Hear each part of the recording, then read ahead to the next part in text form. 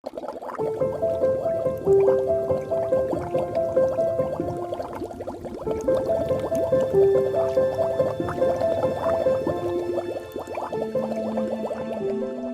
everybody, welcome to the channel. This is Rob. If you are coming back, welcome back. If you're new to the channel, welcome you guys. We review all tarot decks and oracle decks in this channel, if you didn't know that. And today we're adding a new deck to our collection, the Aquarian Tarot. Now, this is not a new deck by any means, you guys. This came out a long time ago, but it is new for the collection. So I thought that I would open this with you guys and stick around, you guys, to see if this deck is going to be interviewed at the end of the video, you guys. So I just received it directly from US Game Systems. It is very available. It is published by US Game Systems, and I'm very fond of US Game Systems, as I've always said. I think they give us really good quality for the prices that they offer, and I hope that this deck is not going to be a disappointment. So, hardcover box, you guys, here it is.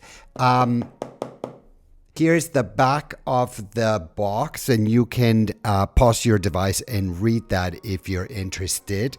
And let's open this guy, you guys. Let's see what this is about. Well, I've seen many videos of this deck. There's so many videos of it online, and so I have already taken a look at the cards many times. And although I've been wanting to get this deck for a long time, I just didn't get around to do it, you guys. I ordered other decks, I spent money on other decks, and now that the collection is becoming pretty big, I am then getting those decks that I've been thinking about getting for a long time, and this is one of those decks. Once again, you guys, I've seen so many videos of this, and there is a lot of videos of this deck online, but if you are watching, now we're in July 2025, and you're thinking about getting this deck, this would be the latest edition you're going to get. Side of the box.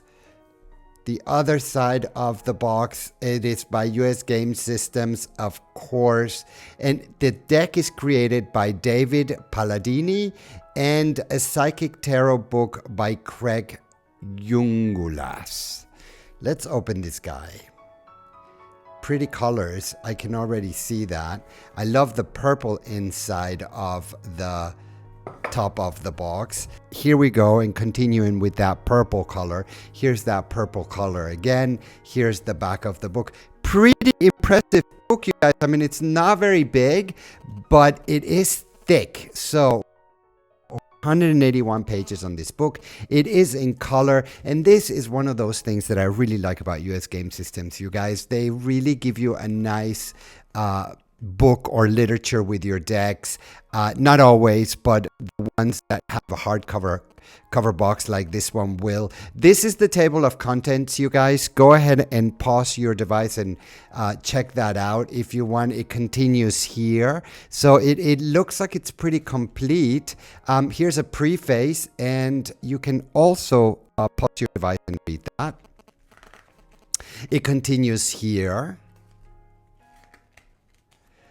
And it goes into explanations, and it goes into the chakras, as you can see, and it has a lot of different types of information, and then it goes into the Major and Minor Arcana, you guys. So pretty complete book. Here in the back you get note spaces. Wow, this is really complete. You get spreads.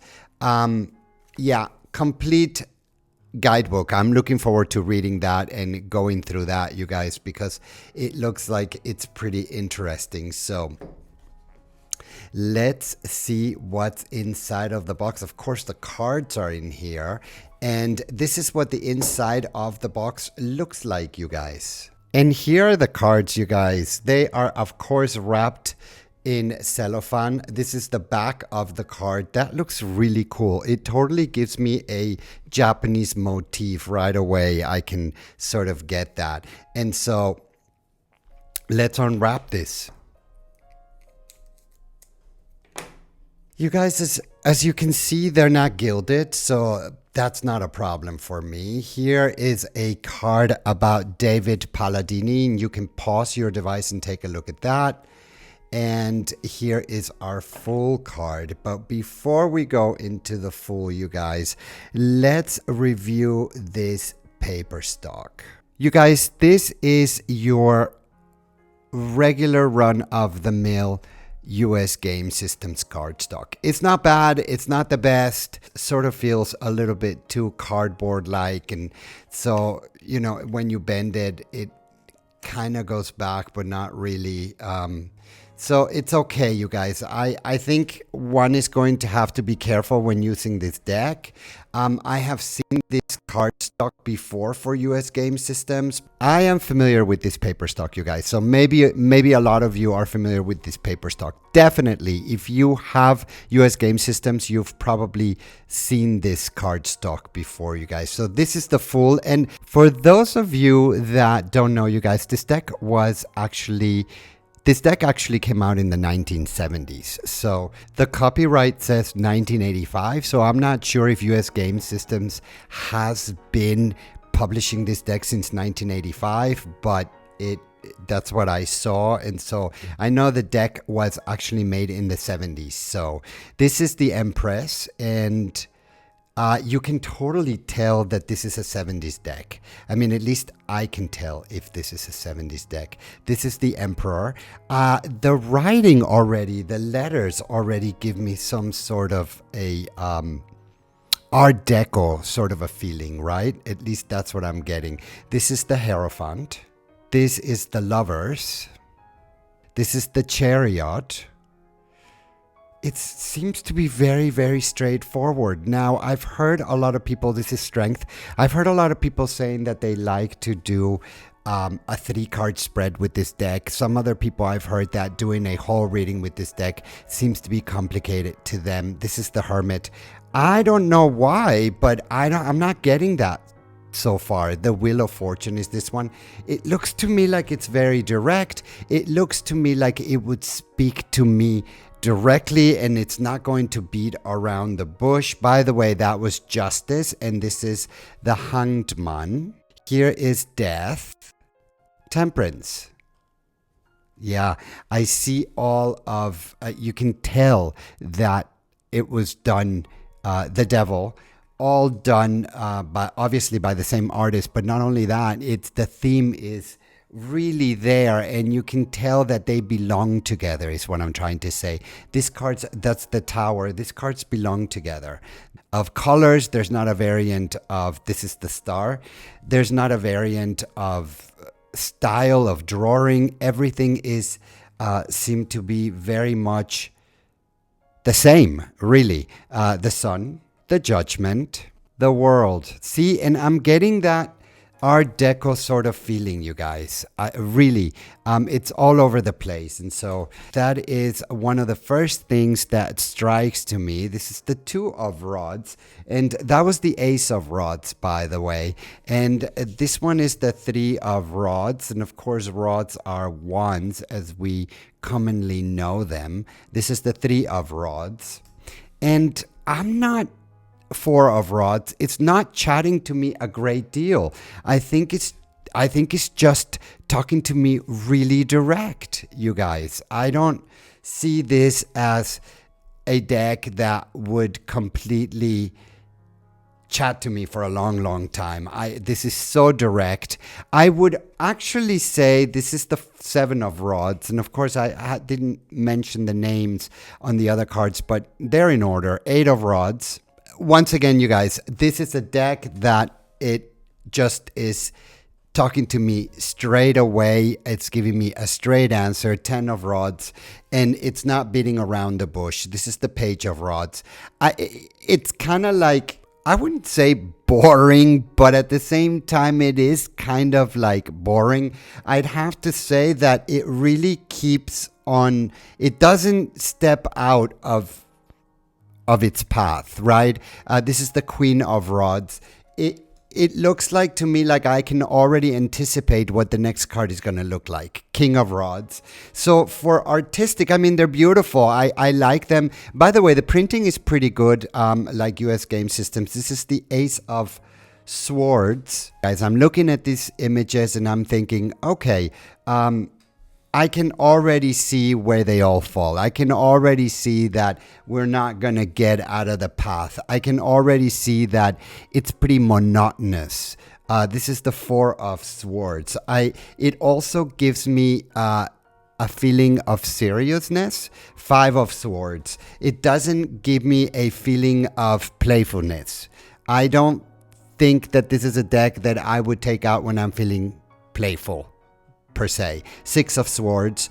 I think that I would be taking out this deck when I'm thinking, I need a straight answer and I need it now. I think this deck is going to give it to me. This is the Seven of Swords. At the same time, it gives me a little bit of, this is the Eight of Swords. It gives me a little bit of a feeling that there's sadness around. I don't know why I'm feeling that, but this is the Nine of Swords. And of course, I know I'm going through the swords right now, 10 of Swords. And maybe that's why it's bringing that feeling. But I don't really think so. Page of Swords. I don't see a lot of happiness in this deck. I don't see a lot of joy in this deck. Knight of Swords. I'm just seeing Queen of Swords. I'm seeing a direct deck that is not beating around the bush and just saying King of Swords, just saying it exactly how it wants to say it, which is kind of dry. This is the Ace of Cups. I mean, can I say that this is a pretty deck? No. Can I say that this is a precise deck? Yeah, it's a precise deck. And it doesn't mean that I don't like it when I say that it's not pretty. I do like it, you guys. I think that this is a deck that probably I'm going to be working with. It doesn't give me happy vibes. It gives me sort of like serious vibes. I don't know if you're catching my drift there when I say that. There's nothing fun about this deck, Six of Cups. I'm not thinking, wow, this is so much fun, or no, this is the Seven of Cups. I'm thinking this deck is just giving it to me straight. And so that was the Eight of Cups. This is the Nine of Cups. You see, I'm looking at this image and he's really, I mean, he's kind of smiling because he's the Nine of Cups, right? And he should be smiling a little bit. I mean, he should be satisfied with what he has. But when I look at some of the other, this is the Ten of Cups. When I look at some of the other pictures, I'm not seeing pleasant figures per se. I'm just seeing sort of dull figures. This is the Knight of Cups, and maybe it has to do something with the time period when this was done, but I don't think so, because I have ancient decks. This is the King of Cups, where I see images that are just, you know, completely fascinating. And do I find that this deck is fascinating? No, I don't find it to be fascinating. This is the Ace of Pentacles, and you know, you guys, I give you what I think, and I tell you exactly what I think about these decks, especially one of these decks, because I bought this deck out of my own money. So I'm not interested, or I don't have to say something that I don't mean to say. Though, however, that is the Three of Pentacles. I must say that whenever I get an offer to do a review for a deck on the channel, I will actually first take a look at the deck and see if I like it or not. And, you know, of course, I won't know what the paper quality is or the cardstock is until I actually hold it on my hands. But my point is that I will probably review decks that I'm attracted to, at least that I'm attracted to in photographs and in videos. This is the Five of Pentacles, and this was the thing with this deck, you guys, and why it took me years to get it, because even though I've been seeing this deck online and I went through the videos and I saw pictures of the cards, it didn't seem like a deck that was really calling me out. And it's not that I don't like it, it's just that it just kept on falling on the back of the list and on the back of the list. Like I said at the beginning of the video, now that we have plenty of decks in the collection, I feel like I can get or experiment with new decks that I wanted to get for a long time and I didn't get. This is the Ten of Pentacles, and this is exactly what's happened with this deck. This is the Page of Pentacles. I'm sorry, you guys, I didn't, we're already by the Pentacles, but like I said, we're in order. So you're looking at the images, and Knight of Pentacles, and of course you can read, but sometimes I feel like I want to tell everybody how I feel about these decks, and that's exactly what happened. The Queen of Pentacles is there, and finally we have the King of Pentacles. You guys, when it comes to shuffling this deck, it shuffles really nicely. You know, I've yet to have a US game systems that didn't shuffle nicely, and so I'm happy to say that this one shuffles really nicely. And as I mentioned at the beginning of the video, this is the back of the card, and I can tell you that I really like this back. And it looks like it's, no, it is not reversible. But, you know, if you had an untrained eye, or if you didn't know any better, then it would be, I guess. But it's, in this case, not. When it comes to doing a spread, you guys, oh wow, that spread's just beautiful. You guys, I will not be interviewing this deck because I need to spend a little bit more time with this deck. I don't know if this is going to be something that I'm going to be using, or I think I'm going to be using it, because it's not that I dislike it. It's just that I have so many other decks that I would work with before I worked with this one. But I feel that this Aquarian Tarot is sort of like one of those pieces that I needed to have in the collection. So that's why I went ahead and I ordered this deck, because I thought, you know, I think it's a classic. And so, you know, that is absolutely fine. This is the 8 of rods. This is the 7 of rods, the 6 of rods. But will I be using it a lot? I don't know. Am I happy this deck is in my collection? Yes, I am, you guys. I'm super happy that this deck is in my collection. Will I be using it? I don't know if I'm going to be using it, you guys. I think, like I said, I'm going to be spending a little bit more time with this deck and see what happens. And so in the meantime, I will make sure that I update everybody on what is going on with this deck, and the next time I will interview it. So you guys, like I always say, thank you for watching. Don't forget to subscribe to the channel, and until the next time.